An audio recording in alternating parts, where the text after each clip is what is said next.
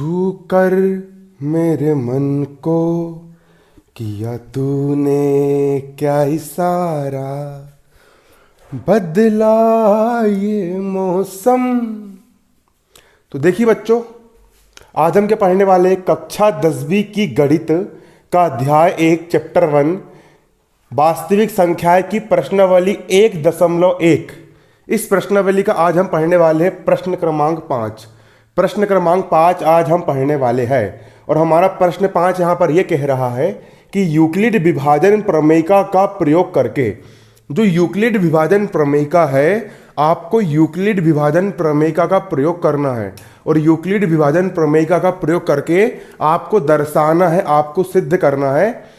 सिद्ध करना है, कि किसी धनात्मक पूर्णांक का घन किसको बोलते हैं, किसी की भी घात अगर 3 हो तो उसको हम घन बोलते हैं। किसी धनात्मक पूर्णांक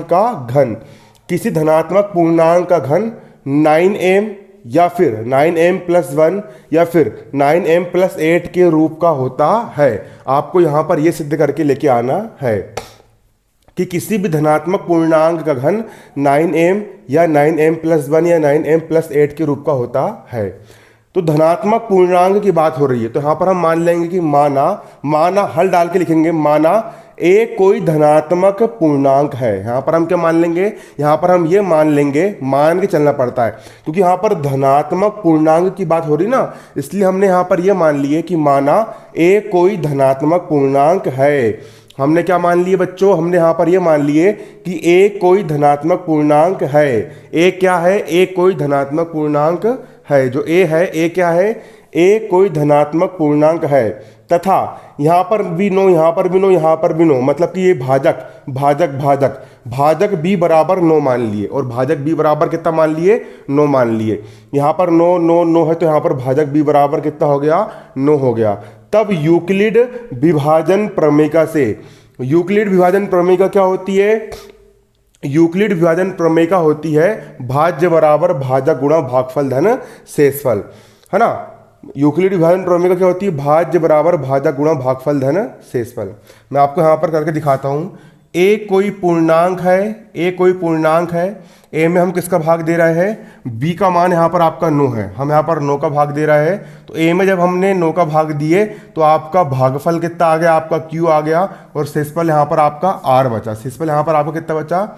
शेषफल यहाँ पर आपका आर बचा। क्लियर है। यहाँ पर हमने ए क्या है, ए एक प्रकार का कोई धनात्मक पूर्णांक है, हमने यहाँ पर माने हैं ए कोई धनात्मक पूर्णांक है, तो ए हो गया आपका धनात्मक पूर्णांक। उसके बाद आपका भाजक बी का मान यहाँ पर 9, भाजक हो गया बी 9, हमने ए में 9 का भाग दिया, यहाँ पर क्यू बार गया और शेषफल यहाँ पर आपका आर बचा। तो क्या होता है भैया, होता है भाज्य बराबर भाजक गुणा भागफल धन शेषफल। भाज्य का मान है यहाँ पर ए, तो भाज्य का मान हो गया यहाँ पर आपका ए, भाज्य बराबर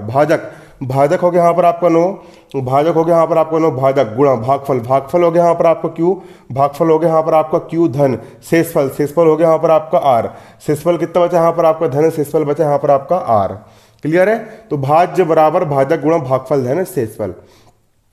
तो शेषफल जो आर का मान होगा ना, क्योंकि हम 9 से भाग दे रहे हैं इसलिए शेषफल हमेशा 9 से छोटा आएगा। शेषफल 9 से छोटा आएगा और 0 से बड़ा आएगा, मतलब आर का मान जो रहेगा 0 से बड़ा रहेगा और 9 से छोटा रहेगा, मतलब आर का मान 0 और 9 के बीच में रहेगा।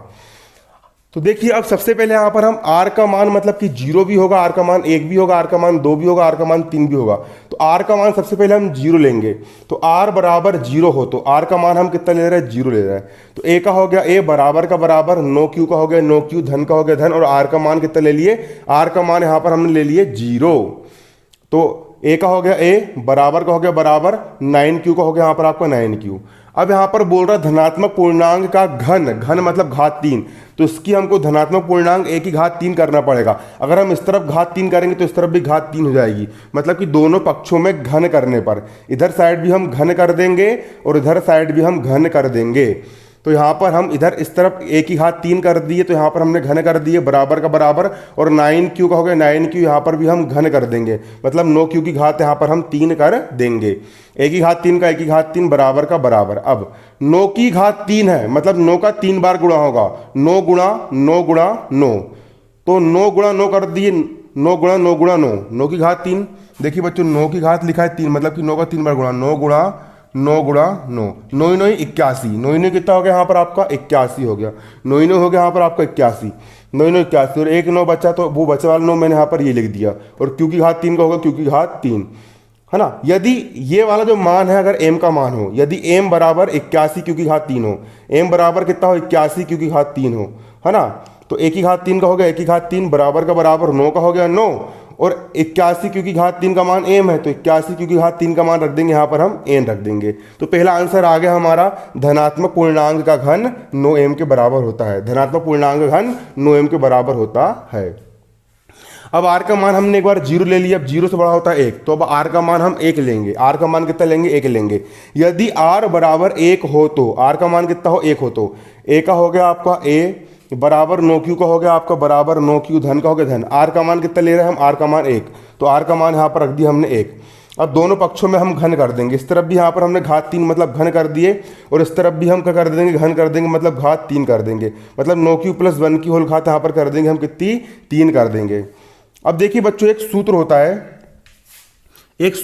फॉर्मूला होता है, वो फॉर्मूला यहाँ पर मैं आपको बताना चाहूँगा। सूत्र होता है यहाँ पर हमारा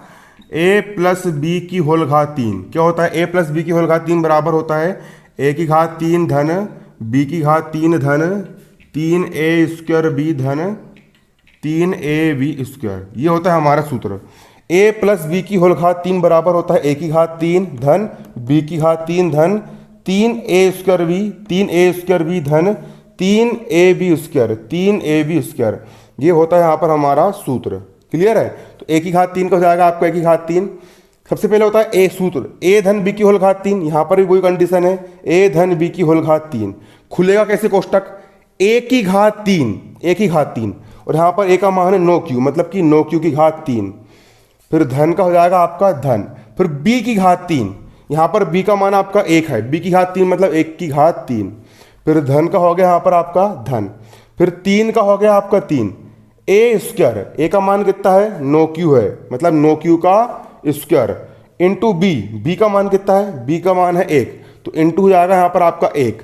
फिर धन का हो गया आपका धन, फिर 3 का हो गया आपका 3, फिर a, फिर b की घात 2, b का मान कितना है b का मान है 1, b की घात 2 मतलब कि 1 की घात 2 इंटू a का मान कितना है a का मान यहाँ पर आपका 9q है, तो a का मान रख दिया यहाँ पर हमने कितना 9q रख दिए। अब 9 की घात 3 मतलब 9 गुणा 9 गुणा 9, तो 9 9 81 और इंटू 9 का यहाँ पर ये हो गया, क्योंकि घात 3 का क्योंकि घात 3, धन का, फिर देखो धन का हो गया धन, इसके बाद यहाँ पर 9 की घात 2 है मतलब यहाँ पर 2 9 है, तो 2 9 में से 1 9 को मैंने यहाँ पे लिख दिया और यहाँ पर 1 9 बचा तो 9 गुणित 3 कर दिया, तो 9 की हो गए 27, क्यू की घात 2 का हो गया क्यू की घात 2, फिर धन का हो गया धन, ये 9 को मैंने यहाँ लिख दिया इंटू 1 की घात 2 मतलब 1 1 का 1 ही होगा, उसके बाद यहाँ पर बचा आपका 3 इंटू क्यू, तो 3q को मैंने यहाँ पर ये लिख दिया और यहाँ पर 1 की घात 3 मतलब 1 गुणा 1 गुणा 1, 1 1 कम भी 1 होता है और 1 1 कम भी यहाँ पर आपका 1 होता है, तो इसको यहाँ पर हम 1 ही लिखेंगे। अब यहाँ पर भी नो, यहाँ पर भी नो, यहाँ पर भी नो, तीनों पदों से यहाँ पर हम 9 9 9 बाहर निकाल लेंगे, तो यहाँ पर सिर्फ बचेगा 81 क्यू की घात 3 धन का धन, ये 9 बाहर निकल गया, यहाँ पर 27 क्यू की घात 2 बचेगा, यहाँ से ये 9 बाहर निकल गया, यहाँ पर आपका 3q बचेगा, कोष्टक हो जाएगा आपका 1 + 1 का हो गया प्लस का 1। अब ये जो मान है इतना पूरा मान को हम m मान लेंगे, तो m बराबर मान लेंगे 81 क्यू की घात 3 धन 27 क्यू की घात 2 धन 3q, इसको हमने कितना मान लिए m मान लिए, 1 की घात 3 का 1 की घात 3 बराबर का बराबर 9 का हो गया 9, ये पूरा मान किसका है 81 क्यू की घात 3 धन, ये पूरा मान को हमने m मान लिया यहाँ से लेके यहाँ तक, इसको हमने कितना मान लिया m मान लिए, तो यहाँ से लेके यहाँ तक को हम लिख देंगे m + 1 का हो गया आपका +1, तो अतः किस धनात्मक पूर्णांक a का घन धनात्मक पूर्णांक का घन 9m + 1 के रूप का होता है, धनात्मक पूर्णांक का घन 9m + 1 के रूप का होता है। क्लियर है। अब हम क्या करेंगे बच्चों, यहाँ पर आप देख सकते हो, अब हम क्या करेंगे, r का मान हमने 0 भी ले लिया, r का मान हमने 1 भी ले लिया, अब हम r का मान 2 लेंगे, r का मान कितना लेंगे 2 लेंगे। यदि r बराबर 2 हो तो r का मान कितना लेंगे, हम यहाँ पर 2 लेके चलेंगे, यदि r बराबर कितना हो 2 हो तो अब हम r का मान 2 लेंगे। a का हो गया a बराबर का बराबर, 9q का हो गया 9q, प्लस का हो गया प्लस, और r बराबर 2 लेना है, तो r का मान कितना ले लेंगे, यहाँ पर हम r का मान यहाँ पर हम 2 ले लेंगे। अब दोनों पक्षों में हम घन कर देंगे, इस तरफ भी घात 3 और इस तरफ भी कर देंगे हम घात 3, है ना, इस तरफ भी घात 3 कर दी, इस तरफ भी घात 3 कर दिए। यहाँ पर वही वाली कंडीशन लगेगी a + b की होल घात 3, ये वाला सूत्र लगेगा a प्लस बी की होल घात 3 बराबर a की घात 3 धन b की घात 3 धन 3 a स्क्वायर b धन 3 a b स्क्वायर। तो a प्लस बी की होल घात 3 बराबर a की घात 3 धन b की घात 3 धन 3 a स्क्वायर b धन 3 a b स्क्वायर। इस प्रकार से आपको फॉर्मूला से यहाँ पर आपको खोल लेना है। उसी प्रकार यहाँ पर आप देखिए 9 की घात 3 मतलब 9 गुणा 9 गुणा 9, तो एक 9 को मैंने ये लिख दिया और 9 गुणा 9 9 नहीं हो गया यहाँ पर आपका 81। क्यू की घात 3 का होगा क्यू की घात 3, फिर धन का हो गया धन 2 की घात 3 मतलब 2 गुणा 2 गुणा 2, 2 दूनी 4 और 4 दूनी हो गया यहाँ पर आपका 8, धन का हो गया यहाँ पर आपका धन। इसके बाद 9 की घात 2 है मतलब 9 गुणा 9, एक 9 को मैंने बाहर निकाल लिया, एक 9 यहाँ पर बचा 9 3 27 और 27 दूनी हो गया आपका 54। क्यू की घात 2 का होगा क्यू की घात 2। इसके बाद यहाँ पर ये 9 को मैंने यहाँ पर बाहर निकाल लिया और 2 की घात 2 मतलब 2 दूनी 4 और 4 की हो जाएगा यहाँ पर आपका 12 और क्यू का हो गया यहाँ पर आपका क्यू। इसके बाद एक ही घात 3 का हो जाएगा एक ही घात 3 बराबर का बराबर, 9 यहाँ पर भी है 9 यहाँ पर भी और 9 यहाँ पर भी है। इन तीनों पदों में से मैंने यहाँ पर 9 कॉमन निकाल लिया तो यहाँ बचा 81 क्यू की घात 3 धन, यहाँ से 9 बाहर निकाल लिया 54 क्यू की घात 2 बचा, यहाँ से 9 बाहर निकाल लिया 12 क्यू बचा, धन 8 का हो गया धन का 8।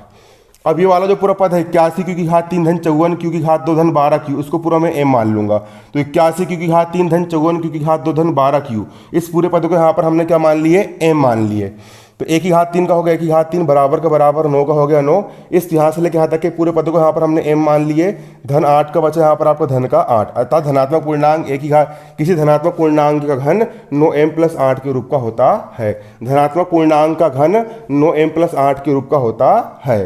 ना। तो अतः कि धनात्मक पूर्णांक का घन 9m 9m plus 1 9m plus 8 के रूप का होता है। यहाँ पर हम तीनों निकाल चुके हैं, पहला 9m निकाल चुके हैं हमने 9m, अगला 9m प्लस 1 भी निकाल लिया और अगला हमने 9m प्लस 8 भी यहाँ पर हमने निकाल लिए। आज के लिए इतना ही, धन्यवाद, जय हिंद जय भारत।